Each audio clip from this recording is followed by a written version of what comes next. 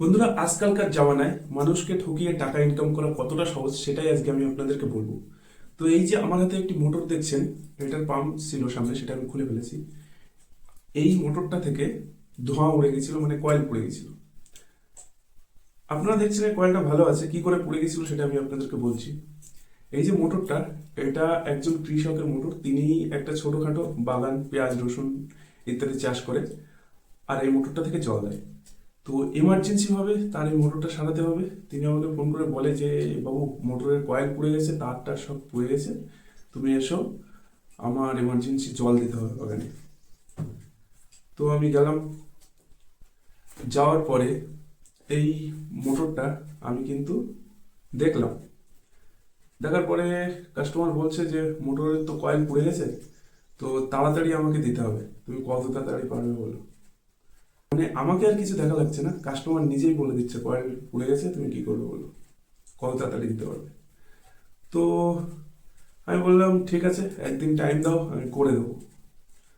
তো গিয়ে আমি মোটরটা নিয়ে আর চলে এসেছি। এসে এখানে এসে মোটরটা খুলেছি। খোলার পরে আমি দেখছি এই মোটরটার কয়েল কিন্তু ভালো আছে, এই আপনারা দেখছেন, এই যে এর কয়েল কিন্তু ভালো আছে, পুড়িনি কিন্তু। এর যে উপরের তার ছিল, যে কানেকশন ওয়্যার, ওই ওয়্যারটা পুড়ে গেছিল। তো ওই তার পুড়ে যাওয়ার জন্য এই মোটরের কানেকশন যাচ্ছিল না, যার কারণে মোটরটা কিন্তু ঘুরছিল না। আর সে আমাকে বলেছে কয়েল পুড়ে গেছে। তো এখন যদি আমি ইচ্ছা করি, এটাকে, এর যে ওয়্যার, এই লিড বের করে একটা ক্যাপাসিটার দিয়ে চালিয়ে আমি কিন্তু কাস্টমারের কাছ থেকে পুরো কয়েলের টাকাটাই নিয়ে নিতে পারি। এটা কিন্তু একদম সহজ। সে তো আর খুলে দেখবে না, আর খুলে দেখলেও বুঝতে পারবে না। আমি এটার উপরে বার্নিশ দিয়ে দেবো, আমি যা বলবো তাই হবে, যেটা বলবো সেটাই হবে। তো এইভাবে কিন্তু মানুষকে ঠকিয়ে নেওয়া একদম সহজ, কিন্তু আমি এটা করব না। কি হবে এটা থেকে? এটার যে কাজটা করব আমি, ওয়্যারগুলো বার করে ক্যাপাসিটার লাগিয়ে আমি তার থেকে 250 টাকা নিতে পারি। তার থেকে বেশি নেওয়াটা উচিত হবে না। তো কেন বলছি এই কথাটা? এই কথাটা বলছি একটাই কারণে, এখানে যদি কোনো এক রাজনেতা হতো, তাহলে কিন্তু সে এই মুখে ছাড়তো না। আরে এটা তো 200-500 টাকার ব্যাপার, তারা কিন্তু 2-5 লাখ এইভাবে চেপে দেয়। কেউ ঘর মেরে দিচ্ছে, কারোর ঘরের টাকা ঢুকলে তার থেকে চেপে দিচ্ছে, কেউ আবার কারোর চাল চুরি করে খেয়ে নিচ্ছে, কেউ ডাল চুরি করে খেয়ে নিচ্ছে, এরকম হচ্ছে। তো অ্যাকচুয়ালি কি হবে এত টাকা দিয়ে? ঠিক আছে, কি হবে? আমি প্রথম যখন দোকান করেছিলাম, তখন আমার মনে হতো যে সারাদিনে 100 টাকা হলে আমার পুরোপুরি সব চলে যাবে।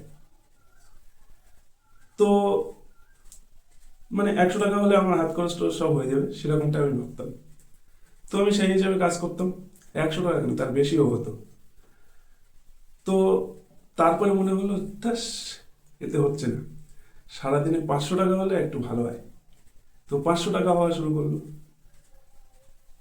তারপরে দেখা যাচ্ছে যে 500-র জায়গায় 1000, 1000-এর জায়গায় 2000, এরকম হয়ে যাচ্ছে। তবুও মন ভরছে না। এখন 5-10 হাজার হলেও ভালো হয়, এরকম মনে হয়। তো বন্ধুরা, মানুষের চাহিদার কিন্তু শেষ নেই। আমার এখন মনে হয়, এত উপার্জন না করে মোটামুটি পেট চলে গেলে, খাওয়া দাওয়া হয়ে গেলে, জীবন মানে সঠিকভাবে চললে সেটাই যথেষ্ট।